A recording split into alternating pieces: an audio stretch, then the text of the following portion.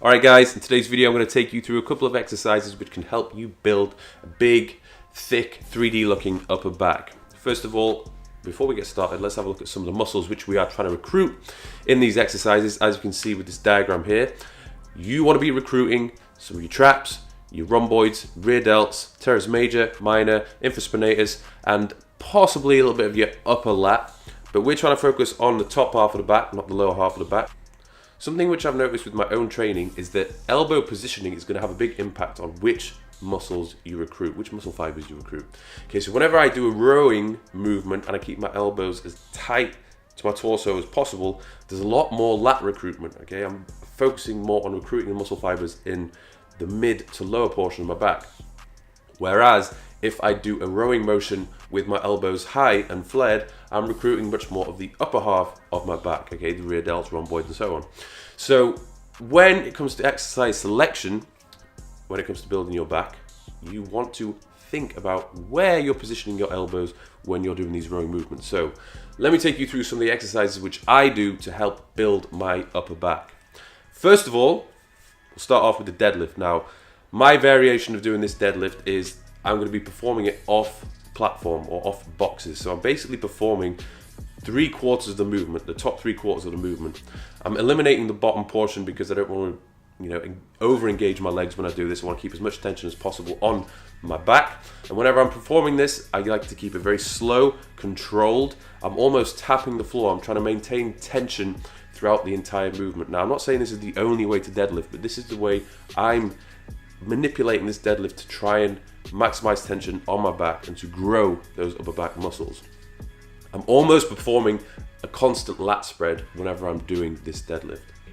The next exercise is a plate loaded row, but we're using a pronated grip. So again, we're thinking about keeping the elbows relatively high, and as we drive the elbows back, we're getting a good squeeze at the top of the movement. So just think to yourself, how far back can you drive that elbow back and squeeze the contraction at the top? You shouldn't be feeling it in your lat, you should be feeling it in your upper back.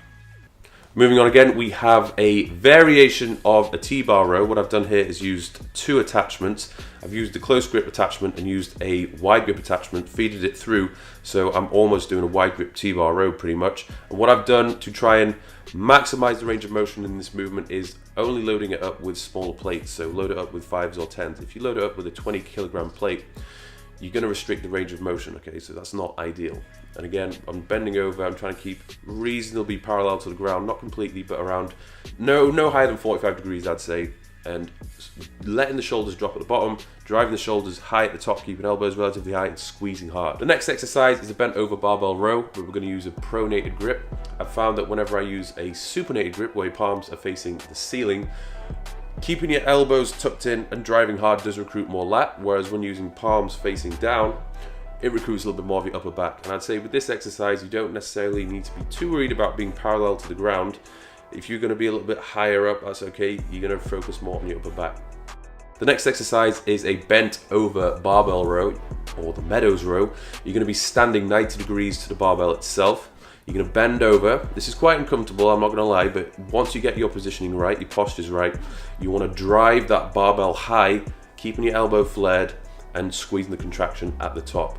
Now, since you are going to be lifting quite a bit of weight when you do this, I recommend using your spare hand, resting it on your knee so that you can minimize the amount of strain that is on your lower back. Moving on, we have a seated wide grip cable row. We're going to use the wide bar attachment, pronated grip, and we're going to minimize the amount of torso movement which is occurring. Okay, so no swinging backwards and forwards. You're just going to over-engage your lower back when you do this, and you're also going to make the exercise easy for yourself. Stay fixed, keep your elbows reasonably flared, and squeeze at the top of the movement. Moving on, we have the face pull. You can do them standing, you can do them seated, doesn't really matter. I prefer to do them seated because I'm more fixed in position. You're going to be using the rope attachment, and when you do this, you want to think about driving the rope up towards the center of your forehead. Okay, so you're going to be flaring your hands either side of your head. Imagine you're pulling that rope apart at the top of the movement, and you're going to be holding the contraction ever so slightly. I like to keep constant tension when I do this so I don't fully relax at the bottom of the movement. The next exercise is a static body weight row. So you'll notice in this exercise, you are actually moving your body around a fixed object. So obviously we're going to have hands a little bit wider than shoulder width apart. We're going to use a pronated grip. We're trying to keep elbows quite high, and you're going to pull your body all the way up to the bar. So you're aiming to touch the bar with your sternum. Obviously you can see that I'm elevating my feet in this example, which does make the exercise harder. So you don't have to do this if you're a beginner, but if you want to maximize the difficulty, elevate your feet and hold the contraction at the top of the movement for as long as possible. Final exercise is standing barbell shrugs. Now obviously this is very trap dominant, but what is a big thick upper back without a nice set of traps? As you can see in the diagram before, the traps make up a huge part of your upper back, so why would you neglect them? So I tend to go heavy with these. You can use a number of different variations when doing this. You can do the barbells, you can do dumbbells, you can do the hex bar, but just aim for a maximum range of motion and squeeze the traps at the top of the movement. So there we go guys, a couple of exercises to help you build a big, thick, strong upper back. One thing that is going to be incredibly important when doing these exercises is your overall shoulder mobility and shoulder health. Okay, so if you have rounded shoulders, poor posture, you're going to have a hard time retracting your shoulder and squeezing the contraction. So the effectiveness of the exercises isn't going to be great. So you need to fix that first, or at least teach yourself how to retract your scapula. I have made a video on that, so if you want to check that out, I made it a while ago, how to improve poor posture and fix that inability to contract the back muscles. Check it out. Okay, so thank you for watching. Hope this has been a beneficial video for you. Don't forget to subscribe to my channel, and I will see you soon.